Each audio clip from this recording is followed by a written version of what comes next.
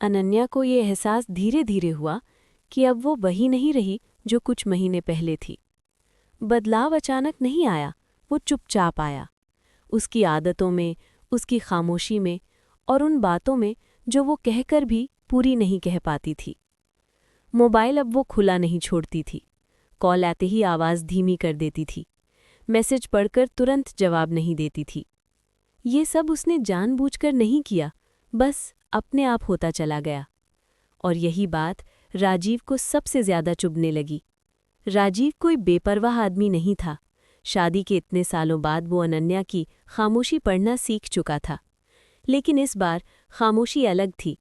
इस बार वो किसी और दिशा में देख रही थी। एक शाम दोनों सोफे पर बैठे थी। टीवी चल रहा था, लेकिन कोई देख नहीं रहा था। राजीव ने टीवी की तरफ देखते हुए धीरे से कहा, तुम पहले इतनी खोई हुई नहीं रहती थी। अनन्या का दिल एक पल के लिए रुक सा गया। उसने जवाब दिया, काम ज्यादा है। सच था, लेकिन पूरा नहीं। राजीव कुछ देर चुप रहा, फिर बोला, काम से थकान आती है, दूरी नहीं। ये लाइन अनन्या के भीतर सीधे उतर गई, क्योंकि वो जानती थी राजीव गलत नहीं कह रहा। उस रात दोनों एक ही बिस्तर पर थे। बीच में कोई दीवार नहीं थी, फिर भी दूरी साफ महसूस हो रही थी। अनन्या सोच रही थी, अगर मैं सच बोल दूं तो क्या बचेगा। राजीव सोच रहा था, अगर मैं सच सुन लूं तो क्या सह पाऊंगा। दोनों जाग रहे थे, लेकिन कोई बोला नहीं। अगले दिन ऑफिस में अनन्या का हाल और बिगड़ गया। काम सामने था, पर ध्यान कहीं और। आरव ने उसकी हालत तुरंत पहचान ली। लंच के समय वो पास आकर धीरे से बोला, घर में सब ठीक है। अनन्या कुछ पल चुप रही, फिर बोली, शायद अब सबको सब समझ आने लगा है। आरव ने गहरी सांस ली। अगर तुम्हें लगे मैं वजह हूं तो मैं पीछे हट जाऊंगा। ये सुनकर अनन्या की आंखें भर आईं, क्योंकि वो पहली बार किसी को अपनी जिम्मेदारी लेते देख रही थी। तुम वजह नहीं हो, वो बोली, तुम नतीजा हो। सालों की चुप्पी का नतीजा। शाम को बारिश हो रही थी। अनन्या भीगती हुई बस में खड़ी थी। हर बूंद उसे याद दिला रही थी, अब कुछ धुलने वाला है या टूटने वाला है। घर पहुंचते ही राजीव ने पूछा, इतनी देर क्यों हुई। अनन्या में सीधा जवाब नहीं दिया। ऑफिस, उसने कहा।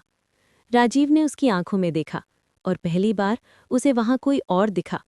रात का खाना चुपचाप हुआ। चम्मच की आवाज़ भी भारी लग रही थी। अचानक राजीव ने पूछ लिया, क्या तुम किसी से कुछ छुपा रही हो। अनन्या का हाथ कांप गया। आवाज़ नहीं निकली। राजीव ने जोर नहीं दिया, बस कहा, मैं तुम्हारा दुश्मन नहीं हूं। और यही बात अनन्या को अंदर से तोड़ गई। उस रात अनन्या बाथरूम में रोई, शावर के नीचे, ताकि कोई सुन न ले। उसने खुद से कहा, ये अफेयर नहीं है, ये मेरी कमज़ोरी है। लेकिन कमज़ोरी अगर लंबे समय तक छुपाई जाए तो वो ताकत बन जाती है, या तबाही। अगली सुबह अनन्या ने आईने में खुद को देखा। चेहरा वही था, लेकिन आंखों में डर साफ था। डर पकड़े जाने का नहीं, डर टूट जाने का। ऑफिस में मीटिंग के दौरान उससे सवाल पूछा गया, वो जवाब नहीं दे पाई। आरव ने बात संभाल ली। उसकी तरफ देखकर बस इतना कहा, सब ठीक है। लेकिन कुछ ठीक नहीं था। शाम को अनन्या जल्दी घर लौट आई। राजीव पहले से घर पर था। दोनों सामने सामने बैठे, टीवी बंद, मोबाइल साइड में। अब कोई बहाना नहीं था।